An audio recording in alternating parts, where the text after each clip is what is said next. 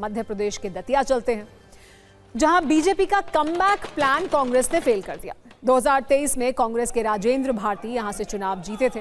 उन्होंने बीजेपी के नरोत्तम मिश्रा को हराया था, लेकिन धोखाधड़ी के एक मामले में उन्हें 3 वर्ष की सजा हुई, इसलिए इस्तीफा देना पड़ा और ये सीट खाली हो गई। उपचुनाव का ऐलान हुआ तो बीजेपी ने जीत का प्लान बनाया। राजेंद्र भारती से हारे नरोत्तम मिश्रा की जगह आशुतोष तिवारी को टिकट दिया, लेकिन उन्हें भी कांग्रेस के घनश्याम सिंह ने 6000 से ज्यादा वोटों के अंतर से हरा दिया। आमतौर पर विधानसभा उपचुनाव को लेकर बहुत ज्यादा उत्साह नहीं देखा जाता है, लेकिन मध्य प्रदेश की दतिया सीट से नरोत्तम मिश्रा को टिकट नहीं दिए जाने की भी खूब चर्चा रही। पार्टी के इस फैसले के बाद उनके समर्थकों ने नाराजगी दिखाई, कई लोगों ने इस्तीफा दे दिया था। खुद टिकट कटने के बाद नरोत्तम मिश्रा के आंसू भी निकल आए थे। हालांकि बाद में उन्होंने पार्टी के लिए प्रचार भी किया, बावजूद इसके बीजेपी हार गई।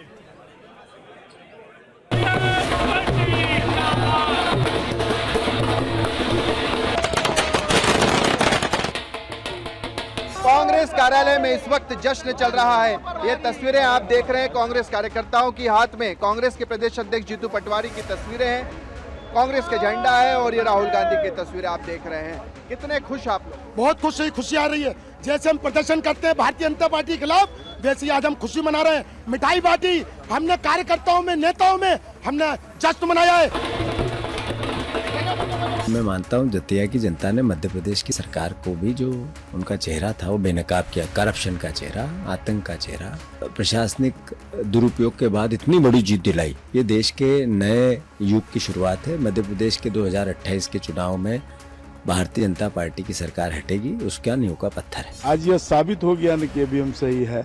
हम लोग लोकतंत्र में जनादेश का स्वागत करते हैं। जो जीता यह लोकतंत्र है, जनता की जीत है, परंतु विपक्ष इसको स्वीकार करे।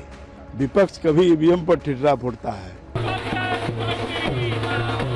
ये इस बात का संकेत है कि नौजवान का बुरी तरीके से मोह भंग हुआ है। आपने देखा होगा कि किस तरह से नरोत्तम मिश्रा वहां पे मोर्चा खोले हुए थे, वो भी सीट हार गए। वहां बताते हैं कि सारे हथकंडे मोहन यादव जी ने अपनाए, सारी ताकत लगा दी, बावजूद इसकी बीजेपी वहां पे हार गई।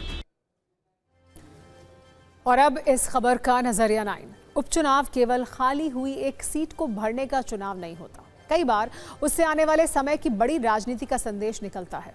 राम मनोहर लोहिया लगातार चुनावी पराजयों के बाद 1963 में फर्रुखाबाद का उपचुनाव जीतकर पहली बार लोकसभा पहुंचे थे और कांग्रेस के वर्चस्व को चुनौती देने वाली सबसे प्रभावशाली आवाजों में शामिल हुए थे। आचार्य जेबी कृपलानी ने भी 1952 में भागलपुर सह पूर्णिया संसदीय क्षेत्र से उपचुनाव जीतकर पहली लोकसभा में प्रवेश किया था। और 1988 का इलाहाबाद उपचुनाव कौन भूल सकता है। वीपी सिंह की उस जीत ने विपक्ष को एक नया नेता और नई धुरी दी। नतीजा यह हुआ कि अगले ही साल देश की सत्ता का चक्र घूम गया। इसी तरह बांकीपुर भी केवल एक विधानसभा सीट का मसला नहीं है, यह बीजेपी के राष्ट्रीय अध्यक्ष नितिन नबीन की छोड़ी हुई सीट थी। इस इलाके में 1995 से बीजेपी का दबदबा था और पार्टी 3 दशक से यहां कोई चुनाव नहीं हारी थी। 2008 के परिसीमन से पहले यही क्षेत्र पटना पश्चिम सीट का हिस्सा हुआ करता था, लेकिन उसी गढ़ में जन स्वराज ने बीजेपी को करीब 19,000 वोटों से हरा दिया। यहां तक कि बीजेपी उम्मीदवार अपने बूथ पर भी हार गए। इस हार का प्रतीकात्मक असर इसलिए और बड़ा है क्योंकि 2025 के विधानसभा चुनाव में नितिन नबीन ने यही सीट 50,000 से ज्यादा वोटों के अंतर से जीती थी। यानी कुछ ही महीनों में बीजेपी की बड़ी बढ़त न केवल खत्म हो गई, बल्कि सीट भी हाथ से निकल गई। यह नतीजा अभी बिहार की पूरी राजनीति बदलने का प्रमाण नहीं है। एक उपचुनाव से जन स्वराज को राष्ट्रव्यापी ताकत भी नहीं मान लेना चाहिए, लेकिन एक संदेश साफ है कि सियासी किला कितना भी मजबूत हो, मतदाता उसे स्थायी रूप से किसी पार्टी को नहीं देता।